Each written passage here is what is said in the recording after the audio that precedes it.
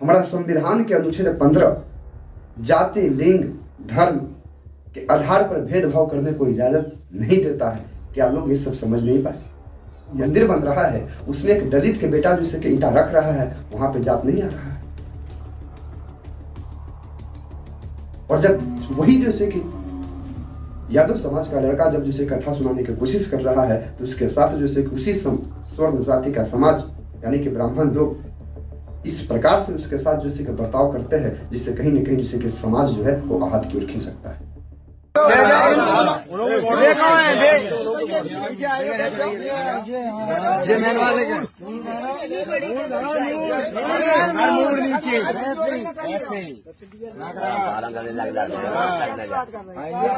कभी नहीं करेंगे, वो कभी मत करना, इतना समझ लेना। तुम पंडित के यहाँ पे तो ये कटवाए रहे, अच्छा छाड़ी हो ना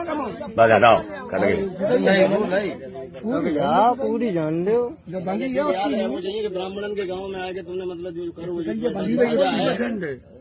तुम जिंदगी तुम्हें ऐसा करवो नहीं चाहिए तो जो तुमने करो।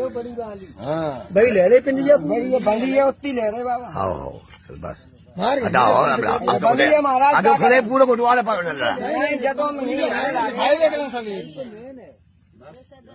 अब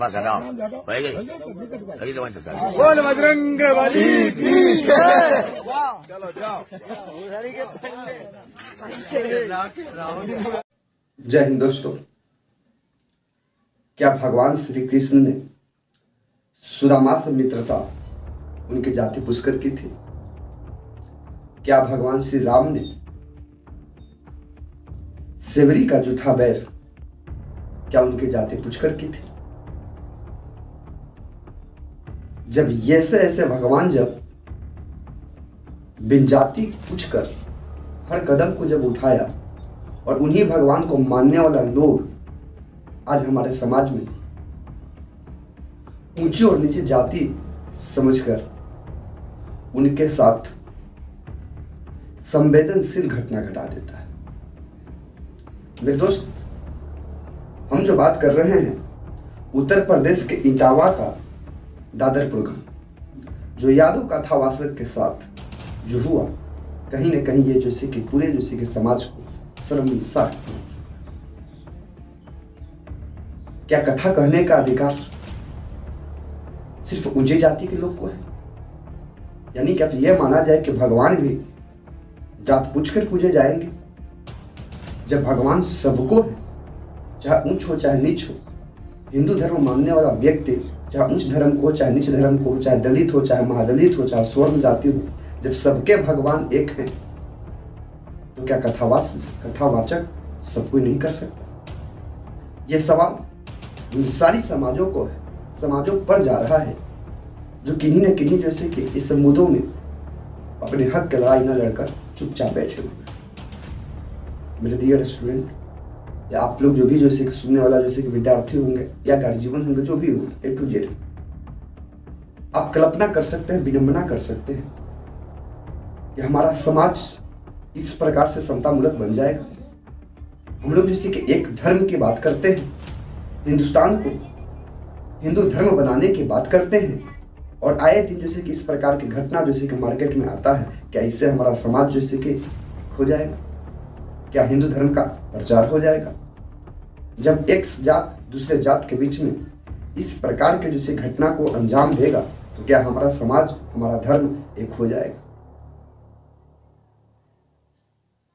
हमारा संविधान के अनुच्छेद 15 जाति, लिंग, धर्म के आधार पर भेदभाव करने को इजाजत नहीं देता है। क्या लोग ये सब समझ नहीं पाए?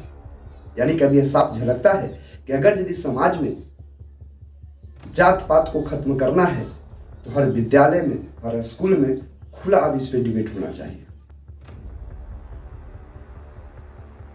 कथावासक से चंदा ले सकते हैं, निचले धर्म से जब चंदा दे सकता है, चंदा ले सकता है, जाकर कथा जैसे कि सुन सकता है, आरती जैसे कि ले सकता है, लेकिन कथा नहीं सुना सकता है। ये किस धर्म ग्रंथ में लिखा? आप कल्पना कर सकते हैं?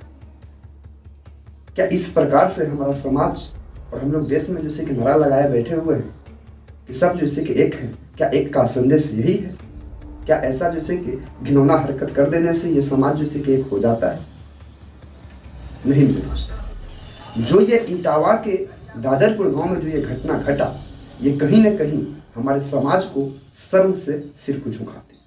आप कल्पना कर सकते हैं कि 16 वर्ष से जो व्यक्ति जैसे कि कथा कर रहा है, और जब कथा करने के बाद जब इटावा में उसको बुलाया जाता है, जब वो कथा करता है, एक दिन गुजरने के बाद उससे जैसे कि जात पूछा जाता है, और जात जो ही जैसे कि यादव बताया जाता है, तो उसके साथ जैसे कि जो हरकत होता है, ये कहीं न कहीं पूरे समाज को शर्म के मारे सिर को झुका देता है। 16 बरस से जो अपना चोटी रखा था, उस जात के नाम के वजह से कि तुम क्षुद्र जात के हो, तुम यादव समाज के हो, तुम कैसे ब्राह्मण के गांव में आकर तुम जैसे कथा कर सकते हो, और उनकी जैसे कि 16 बरस के जैसे कि चोटी यानी कि सिक्का काट दिया जाता है, बाल मुंडवा दिया जाता है। ये घटना मुकुट मणि यादव का है, और उनके जैसे कि साथी के साथ जो समाज ने इस प्रकार की घिनौना हरकत किया, ये कहीं न कहीं ये संदेश जो जाता है, ये समाज को जोड़ने का नहीं, ये समाज को तोड़ने का संदेश जाता है।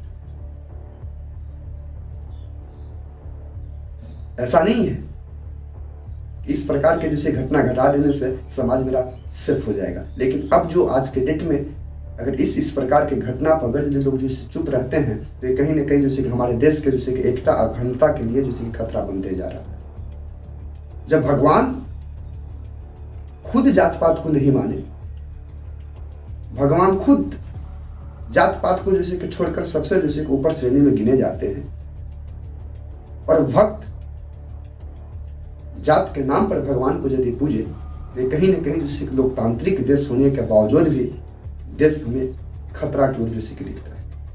और इस प्रकार के बुद्धिजीवी लोगों की वजह से एक समाज नहीं, उस हर समाज में अखंडता देखने को मिलेगा, भेदभाव देखने को मिलेगा। ये एकता नहीं, एकता के नाम पर अखंडता की ओर जैसे कि खींच सकते हुए समाज को विनम्रता जैसे कि आने वाला समय में किया जाएगा। इसलिए पुलिस प्रशासन सरकार ये जो भी हो, पक्ष विपक्ष अब तो इस पर राजनीतिक भी होने लगा है, उन सबको जैसे कि छोड़कर अब वीडियो एक जैसे कि सोशल मीडिया पर आ रहा है कि 2 आधार कार्ड मिला, एक आधार कार्ड पर जैसे कि मुकुट मणि अंगोत्री या इस तरह से ब्राह्मण कुछ लिखा हुआ था, दूसरे पर जैसे कि मुकुट सिंह लिखल था। ये सब एक अलग, अगर यदि इस प्रकार से लिखा हुआ ही है, तो क्या आप जैसे कि उसको इस प्रकार से जैसे कि पीटिएगा? आप कल्पना कर सकते हैं, जो मूत्र होता है उससे जैसे कि संकल्प करवाया जा रहा है, क्या कानून लोग बन जाएंगे? हमारे देश का वर्षों का परंपरा है मेरे दोस्त। आप एक से एक कवि को उठा के देख लीजिए। संत तुकाराम अक्षुद्र ही थे, कह सकते हैं स्वर्ण जाति के नहीं थे। रविदास को उठा के देख लीजिए, उमा भारती को उठा के देख लीजिए, कबीर को उठा के देख लीजिए। इन सब उच्च जात के नहीं थे, ये सब नीच जात के थे। इसके बावजूद भी कथावाचक के काम किए हैं। और आज यदि कथावाचक का काम कोई करता है तो इससे दिक्कत क्या होता है? बहुत महान कवि ने कहा था कि पोथी पढ़ी पढ़ी जगमुआ, पंडित भाइयों ने कोई, 2.5 अक्षर प्रेम का, सो पढ़े सो पंडित। कथा सुनाने का संदेश क्या होता है? कथा सुनाने का संदेश तो यही होता है ना कि समाज को जैसे कि हम उस भागवत गीता के उपदेश को जैसे कि समझाने की कोशिश करें, सुनाने की कोशिश करें, जिससे हमारा समाज जैसे कि सुधर सके। और अगर यदि समाज में इस प्रकार के विनम्रता हो कि कथावाचक के साथ जैसे कि सिर मुड़वा दिया जाए, पेशाब से मूत्र से उसको जैसे पवित्र किया जाए, यह सोचकर ये जैसे कि यादव जात का, तो कहीं ना कहीं हमारे समाज के लिए खतरा है। मानते हैं कि कुछ पल के लिए यादव जात के ही था, तो क्या आप कानून अपने हाथ में ले लीजिए? यदि इतना ही जैसे कि दिक्कत था, तो राम मंदिर में सबसे जैसे कि पहला जैसे कि ईंट जैसे कि डालने वाला व्यक्ति जो था, उस व्यक्ति के बारे में भी ये जैसे कि सोच लेते। वो दलित का जैसे कि बेटा था, जिसका नाम कमेश्वर चौपाल रखा, नहीं कमेश्वर चौपाल था, सबसे जैसे कि दलित का बेटा जो ईंट रखा था। जब वैसा जैसे कि भव्य राम आए दिन जैसे कि इस प्रकार की घटना यदि देखने का मौका मिला, और आप जैसे कि चुप पे चुप जैसे कि चुप्पी साधते रह गए, तो कहीं ना कहीं जैसे कि समाज एकता नहीं अनेकता का संदेश जैसे कि भेजेगा। जिस देश में हम रहते हैं उसको हिंदू राष्ट्र बनाने की बात करते हैं, तो क्या ये इस तरह से हिंदू राष्ट्र बनेगा? प्रश्नों का बौछार है मेरे दोस्त। लेकिन चुप रहना भी कहीं ना कहीं आप भी जैसे उसी कलंकित की ओर जैसे खींच रहे हैं जो आज मुकुटमणि यादव के साथ हुआ। तो इसके साथ मुकुटमणि यादव के साथ जो इस प्रकार की घटना जो घटा, ये कहीं ना कहीं हमारे समाज के लिए शर्म से कहीं ज्यादा जैसे कि नीच की ओर पहुंचा। आप गलत ना कर सकते हैं, मानते हैं कुछ पल के लिए वो गलत किया। यादव जात का लड़का था, यादव समाज का लड़का था, वो ब्राह्मण ही गया था कथा सुनाने, नहीं सुनाना चाहिए था, तो उसका बहुत भी तो निदान था। उसको आप पकड़ के पीटते नहीं, सीख नहीं काटते, मूत्र नहीं आते, मूत्र से उसको स्नान नहीं करवाते, छिड़काव नहीं करते, पुलिस प्रशासन को इन्फॉर्म करते, वो आता उनको लेके जाता, अपना छोड़ता खा। लेकिन दरिंदगी से उसको पीटा जाए। यादव समाज के लड़का जो कथावाचक है, इसलिए उसको दरिंदगी से जो के पीटा जाए, ये यहाँ का जो विधान है। मेरे दोस्त, ये वीडियो आने के बाद जो साफ और अभी जो वायरल चल रहा है, इससे कहीं ना कहीं संदेश है कि अगर यदि आप भी यदि चुप हो गए तो ये आए दिन समाज में और जो ऐसा घटना मिलते ही रहेगा। इसलिए यदि वीडियो पसंद में आता है, विशेष आपको हाथ में छोड़ते हैं। जय हिंद।